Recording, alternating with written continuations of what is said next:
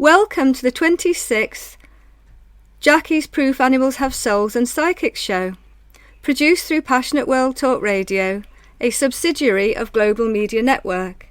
My website is www.JonesHunt.com. If you've listened to my show before, you will know I'm a psychical researcher, historian of spirituality, lecturer, and decades-long vegetarian for compassionate reasons, and author of 3 books: Proof Animals Have Souls, 500 plus celebrities go vegetarian, and Moses and Jesus the Shamans. Whilst Moses and Jesus the Shamans, mediums, is encyclopedic information for anyone who's wanting to learn about mediumship and the development of mediumship and the different types of mediumship and the history and spirituality of mediumship, that's all in Moses and Jesus the Shamans, including the politically orientated biblical mistranslations condemning mediumship, when it was in fact an ancient tradition to consult seers and prophets and dream interpreters, judges and oracles, to learn spiritual wisdom and predictive guidance. And yet the Orthodox Church, with its mistranslations, led to the 16th and 17th century witch hunts, and thousands of innocents were killed. And even today, in the 21st century, some people are suspicious of mediumship, all because of those mistranslations. So if you look at Moses and Jesus the Shamans, it will clarify it for you. And Proof Animals Have Souls introduces the evidence for Jesus' vegetarianism since birth. The same for his brother, practically written out of history by the Orthodoxy. And his name was James the Just, and he led Jesus' first followers after Jesus' crucifixion, leading them from Jerusalem, that he too was a vegetarian since birth, and because of his piousness, he was known as James the Just. Now I want to introduce our guest today as Sandy Ingham, www.sandyingham.co.uk. Sandy lives in Truro, Cornwall in the UK. It's right on the south coast. So I welcome Sandy to the show, and Sandy has explained to me that she spent 76 years as a medium working with spirit people and spirit animals, and one spirit in particular, namely Leo. Sandy has 2 books, Mediumship and Psychic Art of Sandy Ingham, Book 1, and Drawing on the Past, Passed, Those Who've Passed Over, as her second book. Sandy's always been a medium, but overnight in her 60th year, she became a psychic artist too, with Leo guiding and using her arms and hands, overshadowing Sandy, so Sandy's consciousness takes a step back and observes.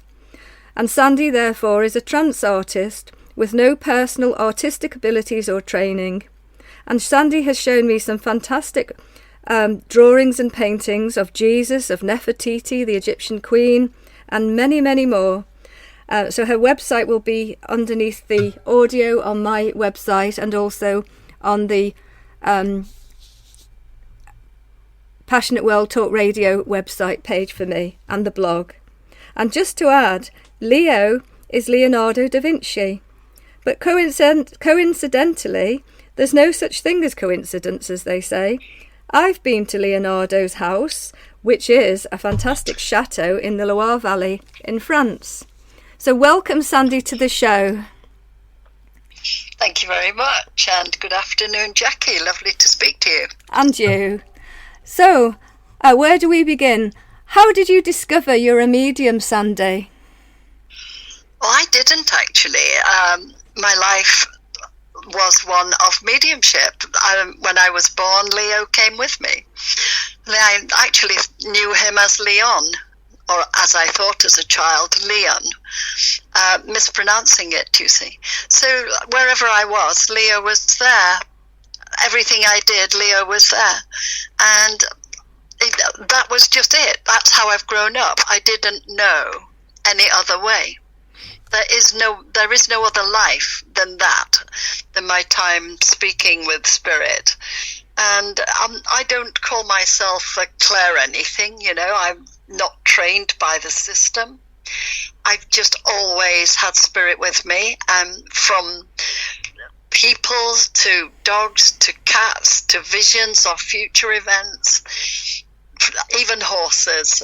I've had an amazing life of spirit, although difficult at times. But yes, I can't give you a date other than my birth date that I became a medium, because I have never known any other life. Excellent. So from a young child, you could see, hear, sense Leo and other spirit people and animals. Absolutely. Excellent. Absolutely, yes. And how did your parents feel about that? Were they aware of your abilities? Oh yes, indeed. Mother was, I'm going to say she was afraid of me, afraid of what people would think, remembering, of course, my age. And back then, mediumship was a very different matter. Everyone thought we were evil. Everybody thought that it was bad to contact them, and yet I knew no other way. I just always did. And as a child, I had no sense whatever that other people couldn't see who I was talking to. So it was difficult in that respect, yes. So they were as real to you as a physical person in front of you, and definitely you weren't aware at times that others didn't see them the same as you. That's right. Yeah. I had no idea other people couldn't see them. It was my normal, you see. Yes. We've got so many... I didn't know other people weren't like me. Yes. Well, as a child, you wouldn't. We have so many questions and things that we can discuss. I'm sure we will do several other shows with you, Sandy, as long as you're free and available to do that. But today, if we just do an introduction really to you and your work, and people will see your website on the blog and on underneath the audio on the shows. So how did your psychic art begin, please? Because it'll be great for people to click on your website and then see pictures of your psychic art as well as the audio of the interviews. So how did your psychic art begin? Actually, quite literally, I would go into the lounge in the evening to watch my favourite soap. I would position myself in the corner of a large L-shaped suite, and I would take my mail with me so that I could deal with that whilst I watched my soap. Only the thing was, I would hear the music come up to the start of the show, and then a couple of minutes later it would come up again at the end of the show, and I had no recollection whatsoever of having watched the show. I even said to my husband, well, what did he just say? Where did she just go? And he had no idea that I wasn't in. I literally just stepped away with my conscious mind, and Leo then came in and used my hands to draw.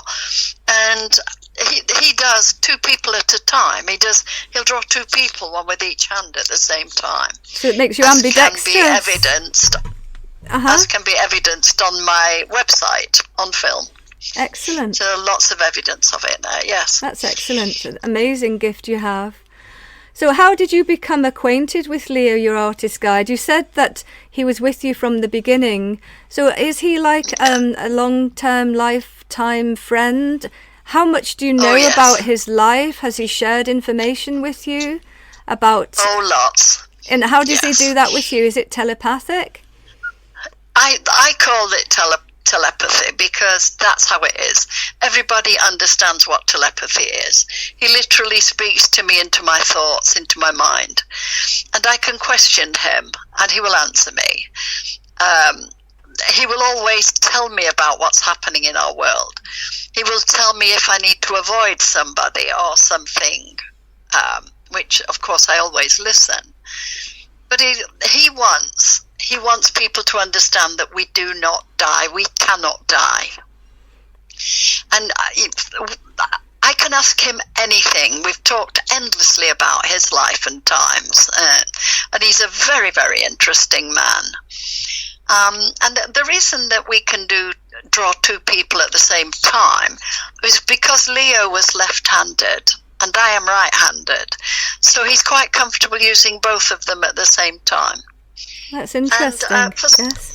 It really is. And for several weeks, I was sat drawing little parts of faces, maybe a mouth or an eye or a nose or an ear.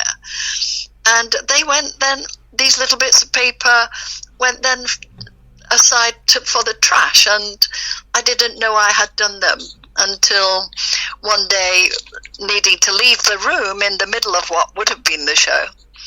And whatever was in my hand, I put down on the coffee table and walked around it. And as I rounded it, something moved, and I thought I'd knocked something over. But when I looked down, I discovered that a pair of drawn human eyes were looking up at me. And it was the most shocking thing, because I have never been able to draw in my life, and I still can't. And when I asked Leo why he would choose me to do that when I can't draw, he said, that is why I chose you. Because if you could draw, you would override me. You would want to do what you think was right, and you would do this subconsciously. And of course, he's right. Yes. So as it is, I step back and I say, I'm all yours, Leo. I will step back and let him get on with it. And I've got very little knowledge of what's happening at all. So do you feel like you lose consciousness, or do you feel like you're an observer in this altered state? No, it's like I've gone to sleep. It's, that, like maybe you drop into a daydream and go somewhere else, and that's what I did. Yes. So I had no idea what he was doing until it was finished, and then, obviously whilst it was being done, and being done on stage and on screen, with a camera over my hands, when people came to collect them, they'd come and say, can I have my dad, please, or my husband, or my daughter, or my mother? And of course, they had to tell me which they were, because I had no recollection of doing them. Uh-huh. Did he give you information on the pictures that you were drawing as well, or would that come separately? He talks to them on stage while we're drawing. He will write. He maybe write their name or a relevant date to them, or maybe the name of the person in the audience. I never know what he's doing until I'm done. But yes, he's interactive with the audience member whilst he's drawing in writing, you see. Yes. Excellent. And you say you've worked on cruise ships as well, giving out information to people who are on holiday and giving them evidence of survival. So what is it that motivates you in your work? Is it to help the bereaved, especially in difficult times? Yes, absolutely. There are so many people, so very tragic, so much in grief, so broken. And for me, the privilege, and it is a privilege, of being able to reunite them with their loved ones, and in a way that they can never deny, because they're so happy to prove over and over again. I'll give you an example. A gentleman I was reading for, and at the end of the reading, and I was talking to his dad in spirit, or upstairs as I put it, and I said, okay, darling, we have to go now. Dad's off to take his gliding session. And of course the gentleman said, oh my goodness, every moment he got in life he would go out gliding. And well, I guess he's got open access now, so yes. And that was the end of that reading. So, they tell me things that prove absolutely that I am talking to who I say I am. You also mentioned before the show that you saw this beautiful horse when you were on one of these cruise ships. And I did indeed. It was for somebody who just had a reading with a lady next door to you in a separate office. That's right, in the office next to mine, and obviously the poor horse, and the sea was behind me. The whole office had a glass wall, so the sea was behind me, and to my left, this horse just walked beside me, just walked in through the wall, and headed for the door. So I went to open the door and look up and down the corridor and said, has somebody lost a horse? Yes. and of course it was the secretary to the lady in the next office, and her last patient, she had lost a horse. Sorry, her last client had lost a horse, and she was hoping to hear from it. Excellent. So poor horse got the wrong office, but that's okay. the lady was located, and I spoke to her later. Excellent. Well, do you know, the time has flown and we need to close the show. And I really do look forward to speaking with you again, and we can pick other themes to discuss, because there's so much we can discuss together. So thank you very much, Sandy, for coming to the show today. You're very welcome.